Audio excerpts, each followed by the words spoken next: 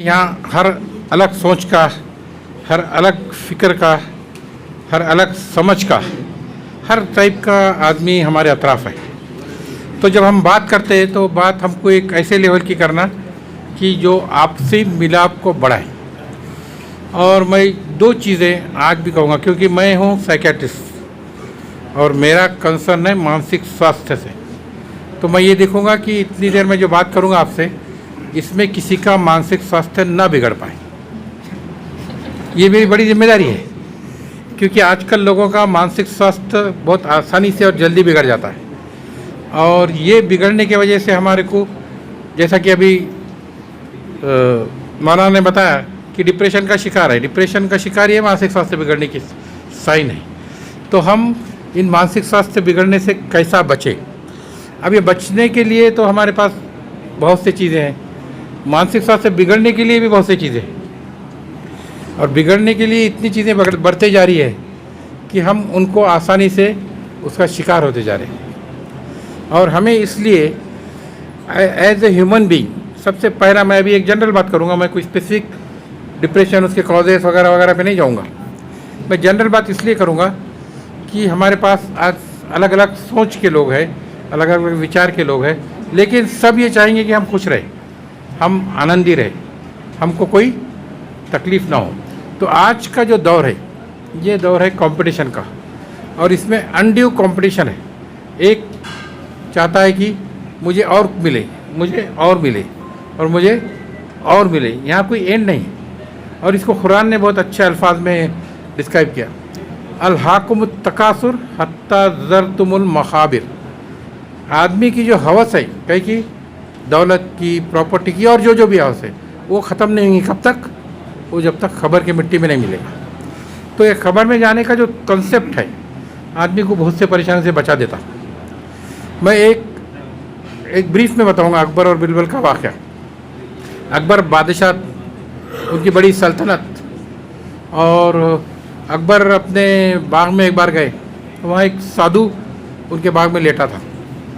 तो उन्होंने कहा, अरे ये कौन है यहाँ पे?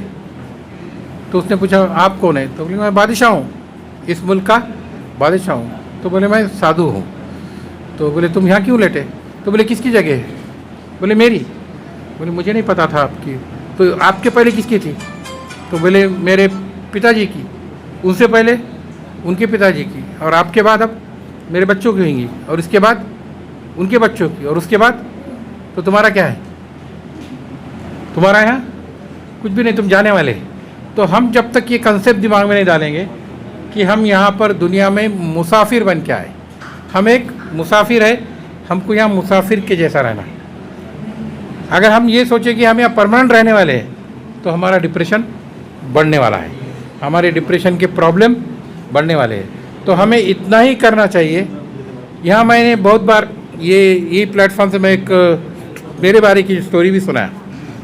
वो स्टोरी ऐसी है, मैं अभी तकरीबन 50 साल से ये फील्ड में हूँ, और मैं 84-85 की बात करूँगा, जब मैं परभनी को भी जाता था विज़िट को जाता था। सुबह उठ जाना, 3 बजे से पेशेंट देखना, 5 बजे 6 बजे की ट्रेन लेना, 12 बजे परभनी जाना।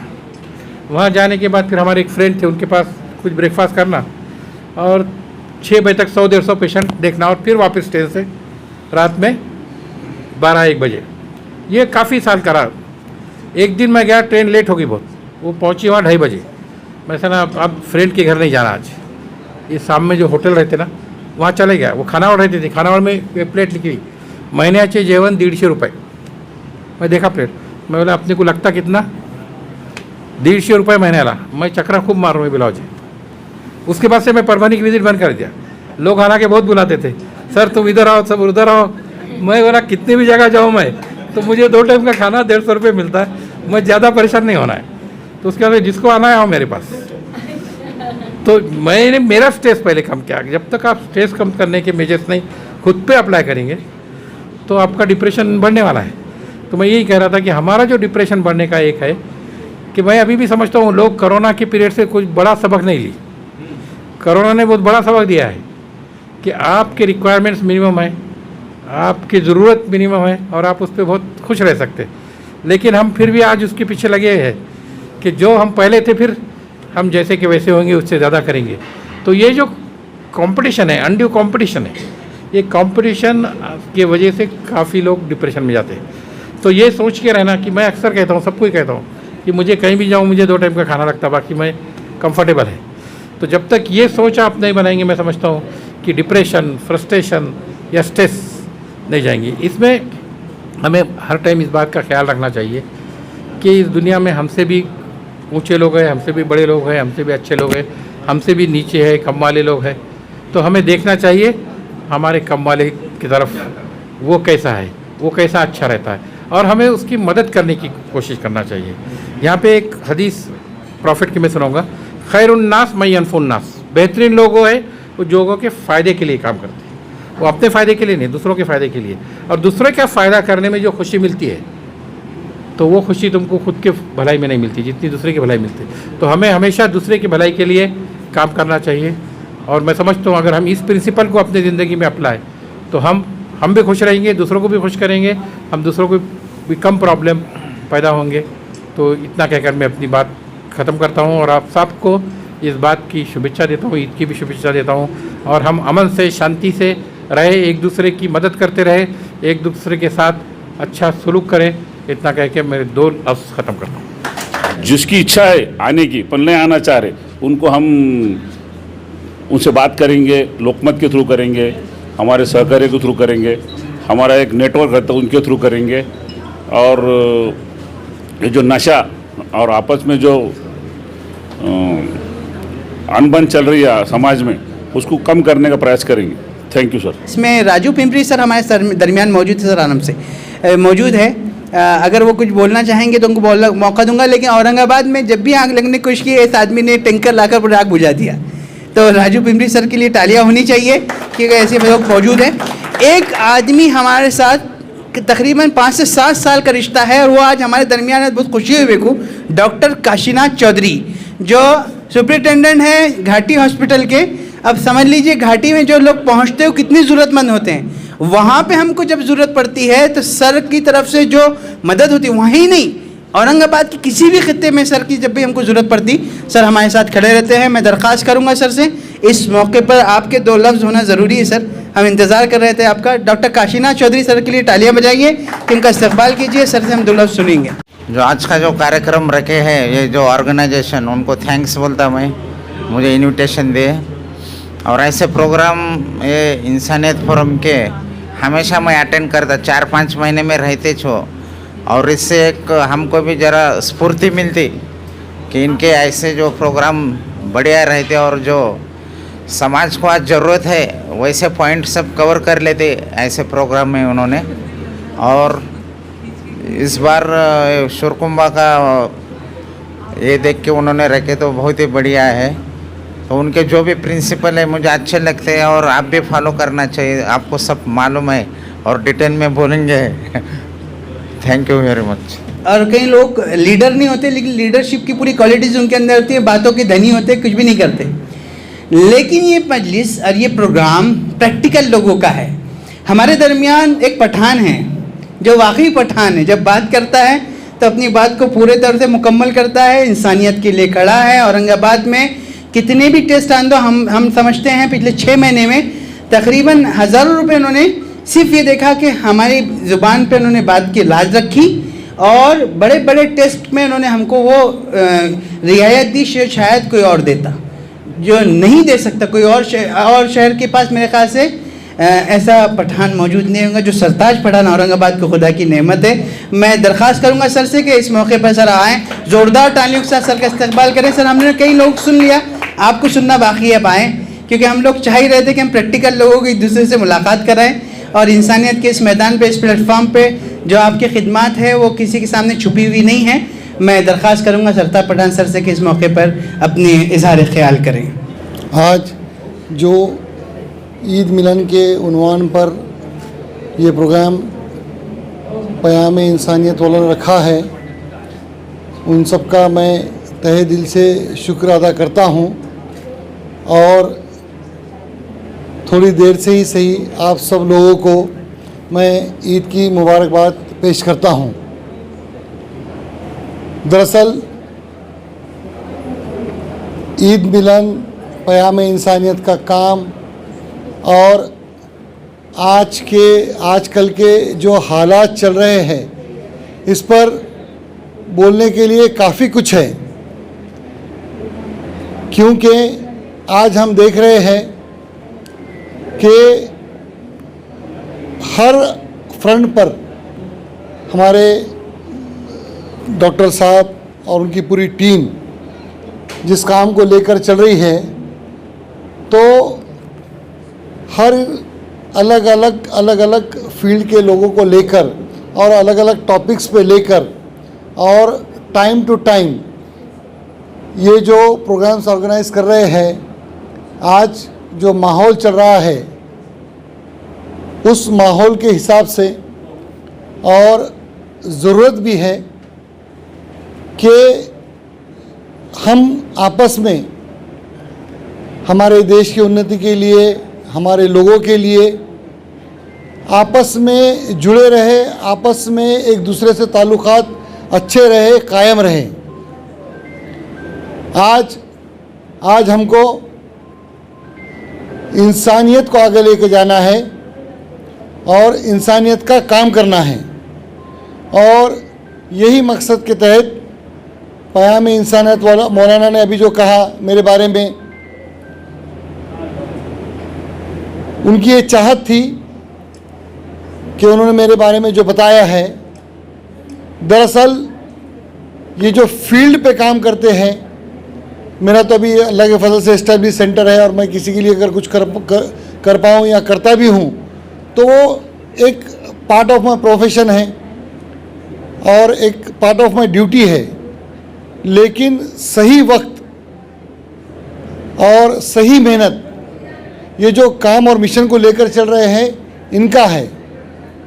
लास्ट प्रोग्राम में मैंने बताया था कि जिस तरीके से डी एडिक्शन का काम आजकल पेपर्स में कितना उसका मतलब उसके बारे में न्यूज़ वगैरह आ रही है, लेकिन इसको हकीकत में करना, इसको अंजाम तक पहुंचाना, ये कई अल्लाह ने इनको कई फैमिलीज़ जो बर्बाद और तबाह होने वाली थी उसका वापस उनको अपने रूटीन लेवल में लाने के लिए, वो फैमिलीज़ को वापस सेट करने के लिए ऊपर वाला, जब हर काम ऊपर वाला ही करता है, लेकिन वो अपने बंदों को चुनता है, वो ज़रिया बनाता है। तो वैसे ही ये ऑर्गेनाइजेशन ये सब चीज़ों को अच्छा करने के लिए ऊपर वाले ने चुना है।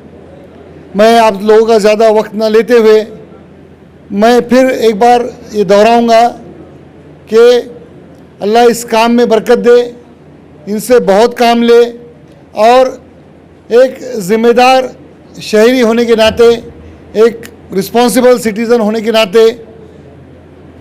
हमसे जो बन सकता, हमारे कैपेसिटी में जो है वो हम कर ही रहे हैं और इंशाल्लाह आगे भी करते रहेंगे। आज जो घर उजड़ रहे हैं, तबाह हो रहे हैं, उनको सही रास्ते पे लाने के लिए जो काम कर रहे हैं, क्या है कि इसमें बहुत मिडिल क्लास और गरीब तबके के लोग हैं जिनके पूरे फैमिलीज़ बर्बाद होते हैं, और जो इकोनॉमिक्स का, जो फाइनेंशियल चीज़ों का जो सपोर्ट चाहिए होता है लोगों को, अगर किसी एक को हम थोड़ा सा भी दे पाए तो उसके लिए वो बहुत बड़ी बात होती है। मैं बस एक छोटा सा, एक मेरे साथ बहुत सारे ऐसे वाक़यात होते रहते हैं जिनमें से हकीकत में कुछ याद रहते हैं। लॉकडाउन का वक्त था, मैं हमारे सह्याद्री हमारे सेंटर से निकल के घर जा रहा था, कोई भी नहीं था रास्ते में। एमजीएम के सामने एक परिवार था, एक लोअर क्लास के लोग थे। वो तपती धूप में 2:30 बजे के वक्त अपने बच्चे को कंधे पर बिठा के लेके जा रहा था और उसके पीछे उसकी वाइफ वो कुछ सामान लेकर चल रही थी। अब कोविड का वक्त था, कोई किसको बात करने के लिए तैयार नहीं था। मैं आगे गया, फिर पता नहीं मेरे जहन में क्या आया, मैं गाड़ी वापस रिवर्स लिया और मैं जस्ट पूछा कि बाबा इतने धूप में कोविड के पीरियड में कहाँ जा रहे हो? म्हणलं काही नाही म्हणे, आमचा मुलाचा ट्रीटमेंट सुरू होता आणि आम्ही चाललो. तो मला क्या हुआ, तो बोले मेरे बच्चे को कैंसर है, उसकी कीमोथेरेपी के लिए मैं आया था और अब हम घर जा रहे, तो कोविड में अब मुझे रिक्शा वगैरह कुछ मिल नहीं रहा, बोले तो हम पैदल निकले. तो मैं सोचा पैदल जा जा के कहाँ 8-10 किलोमीटर के रेंज में जा रहा हूँगा, तो चलो इसको छोड़ ही देते. तो मैं बोला बाबा मैं आपको छोड़ देता हूँ. बाबा तो यंग बच्चा था वो, तो इत्तेफाक से उसका घर बहुत ज़्यादा दूर नहीं था, 1-1.5 किलोमीटर की रेंज में ही वो MGM के सामने के कॉलोनी में रहता था वो, तो बहुत ज़्यादा दूर नहीं था, हार्डली 1 किलोमीटर होगा. मैं जब छोड़ा और जस्ट मेरे दिल में आया कि इसको कुछ तो भी अपन मदद करना चाहिए. मैं जो भी अमाउंट था मैंने उनको एक हाथ में दिया, उसको उसके आंखों में आंसू आने के लिए 1 सेकंड भी नहीं लगा. आज डॉक्टर साहब जो काम लेकर चल रहे हैं, उनका ये पूरा जो पयाम इंसानियत का फोरम जो लेकर काम चल रहा है, हमको लगता कि छोटी छोटी मदद कर रहे हैं हम, लेकिन वो लोगों के लिए बहुत बड़ी मदद रहती है. और आज ऊपर वाले ने हमको सब दिया है. अगर आज मेरे पास एक टीचर आए थे, उन्होंने बोले थे, अब मुझे भी ऐसा लग रहा है जैसे मजाक में बता रहे थे कि अब मैं भी पैसे वाला हो गया हूँ. तो मैं बोला वाकई में पैसे वाले हैं सर. वो इसलिए पैसे वाले हैं आप कि 70 से 80 करोड़ जनता आज भी बिलो पॉवर्टी लाइन है. तो मैंने उनसे ज़्यादा तो आप टीचर है तो उनसे ज़्यादा तो पैसे वाले हो ही गए. फिर मिडिल क्लास में एक 10-20 करोड़ लोग आते हैं. मैं बोला तो आप हिंदुस्तान के पहले 35 करोड़ लोगों में हैं. मैं बोला इसलिए आप ऊपर वाले का शुक्र अदा करना. तो ये छोटी छोटी बातें हैं जिनसे लोगों की ज़िंदगियाँ अल्लाह अपने को सबब बनाता है कि चेंज हो जाए. मैं आपका ज़्यादा वक्त ना लेते हुए फिर एक बार तहे दिल से सब ऑर्गेनाइज़र्स का, डॉक्टर साहब का, हमारे चौधरी साहब का और सबका शुक्रिया अदा करता हूँ कि वो सब इस प्रोग्राम में आए, हमको यहाँ पर बुलाया, इज़्ज़त बख्शी और बोलने का मौका दिया. अल्लाह हाफिज़. किंवा एखाद्या ब्रँचमध्ये बसलेली असेल त्यावेळी मला पुढचं तर कळत नाही ना, कारण आपल्याकडे पोलिसांकडे येणारा माणूस काय प्रत्येक वेळी खराच असतो असं काही नसतं. तो चोर असू शकतो, लबाड असू शकतो, दुसऱ्याला कोणाला तरी हानी पोहोचून पण तो नाटक सोडून घेऊन आलेला असेल. पण ज्यावेळी आपण ग्राउंड फ्लोअरला जातो, ज्यावेळी प्रत्येकाच्या घरात जाऊन बघतो की खरंच सिच्युएशन काय आहे, त्यावेळी आपल्याला एक वेगळी नजर येते. म्हणजे आपल्याला माणूस समजतो, ज्याला खरंच गरज आहे, जो खरंच पीडित आहे, तो कसा रिॲक्ट करतो आणि जो नाटकी आहे, सोंग घेऊन आला, तो कसा रिॲक्ट करतो.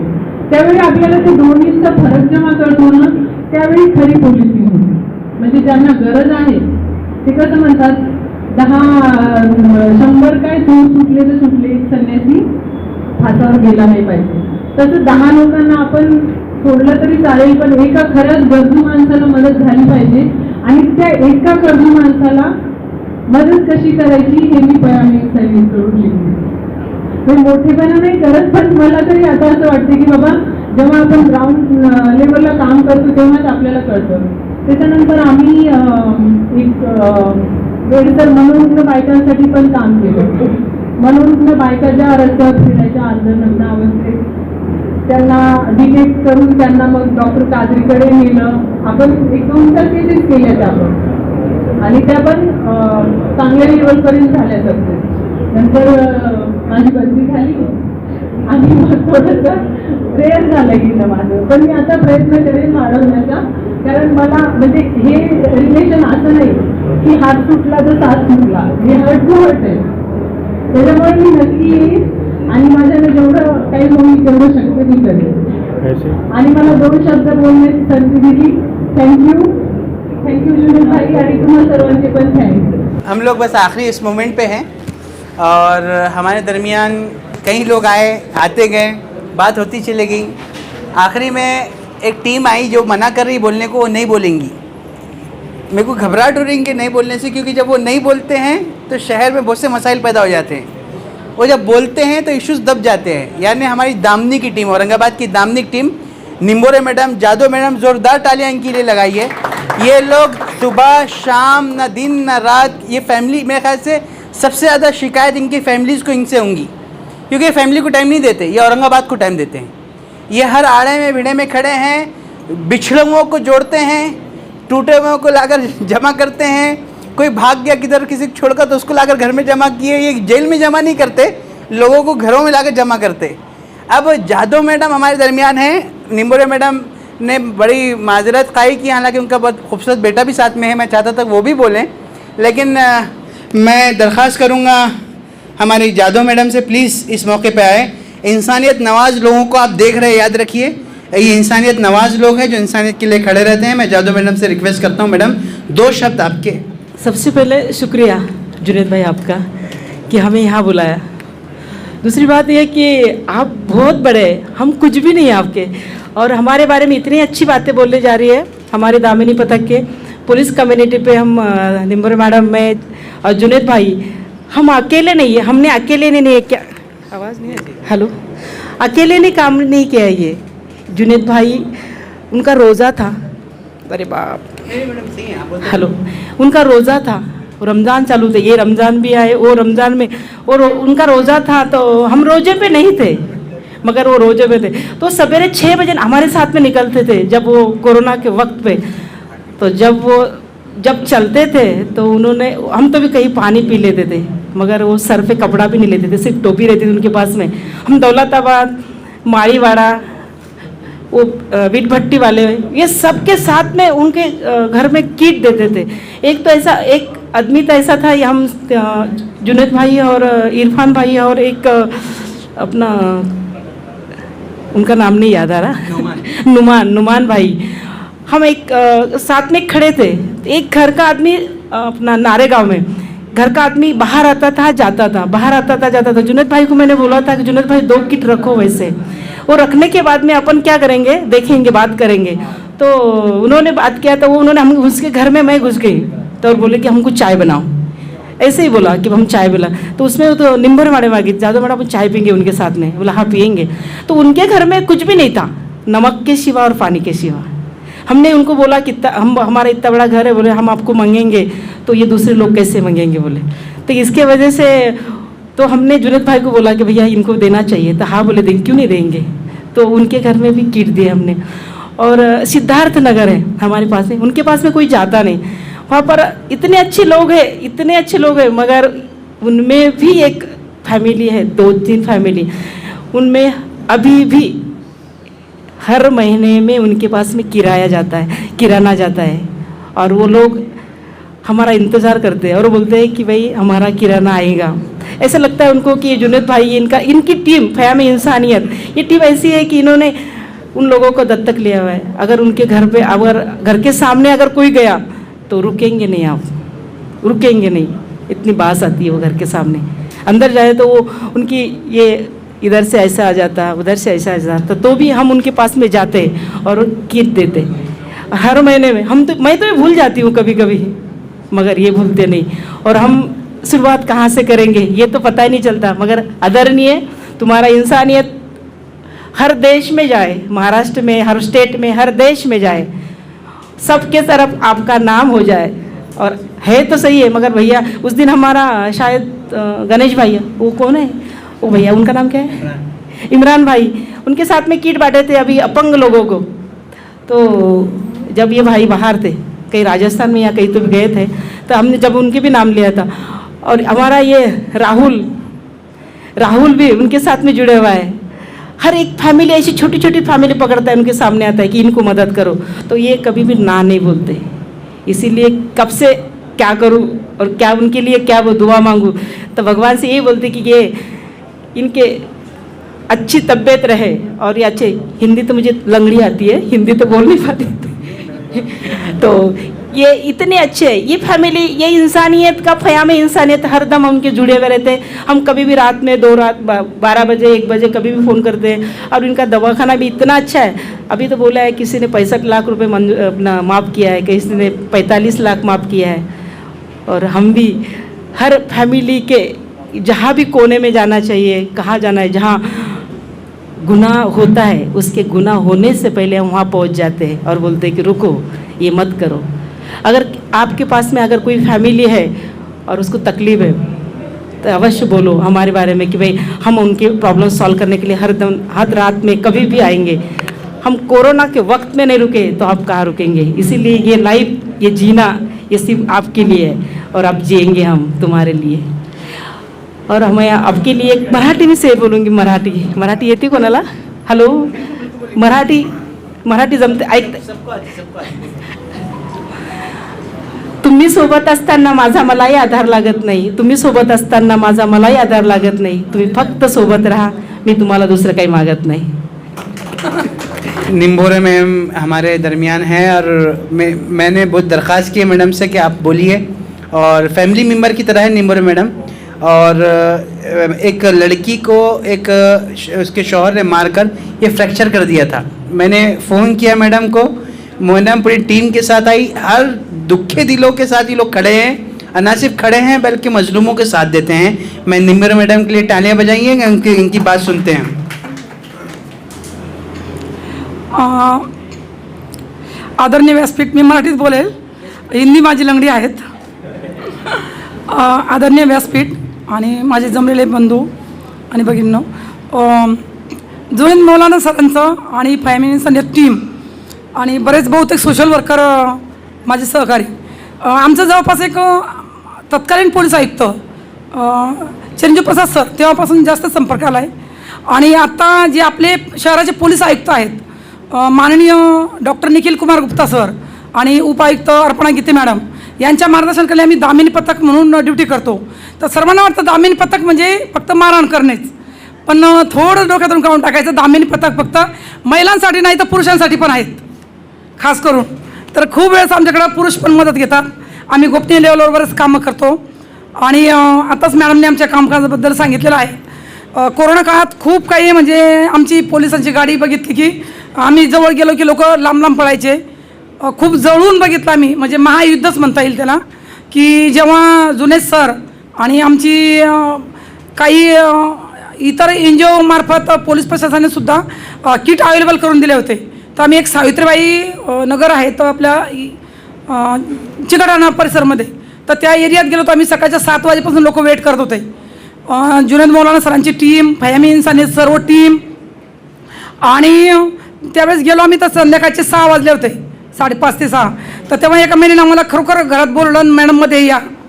तर त्यावेळेस त्या घरातही गेलो आम्ही, त्या घरात फक्त बीट आणि पाणी दिसलं, आणि जेव्हा तिला किट दिलं तर तिनं म्हणजे आम्हाला देव नाही देवाच्या रूपात तुम्ही लोकच भेटलेत, आम्हालाही समाधान वाटलं।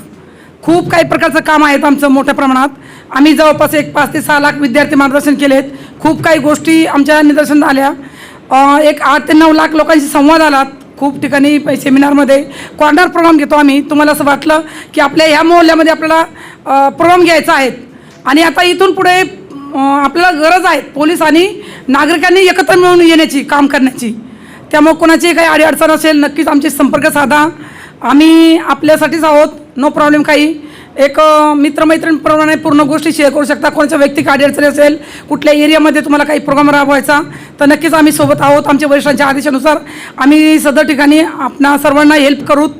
बोलण्यासारखं खूप काही आहेत, पण मी जे सरांनी इन्व्हिटेशन दिलं आणि सांगितलं की मॅडम प्लीज 2 मिनटं तरी आपण या, आणि फक्त श्रीकुर्मा घ्या, 10 मिनटात लगेच जा।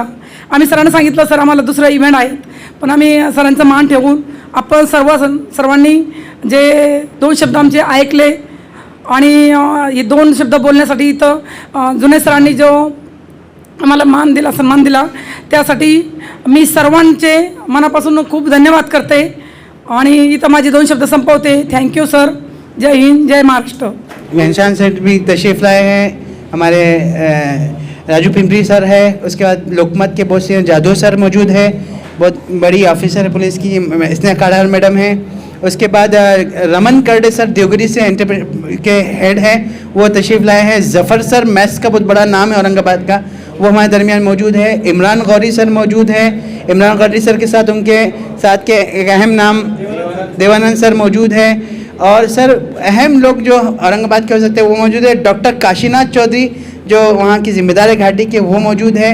हमारे अभिपुत्र जी जो जिम्मेदार हैं वहाँ के, जो बीबी मकबरे पीछे जितने गार है वगैरह उसके आप जिम्मेदारों में से है, और इंसानियत नवाज पर्सनैलिटी हमारे दरमियान मौजूद हैं। आपके आने से पहले जो ताउन इंसानियत के, पैम इंसानियत को तो बोल नहीं सकता मैं, आपने भरपूर इंसानियत का जो ताउन किया और आपकी मदद रही, हमने उसका तज़किरा किया। This wonderful occasion actually been a part of the efforts, and me myself always try to be the part of the every program they are organized, and there are several functionings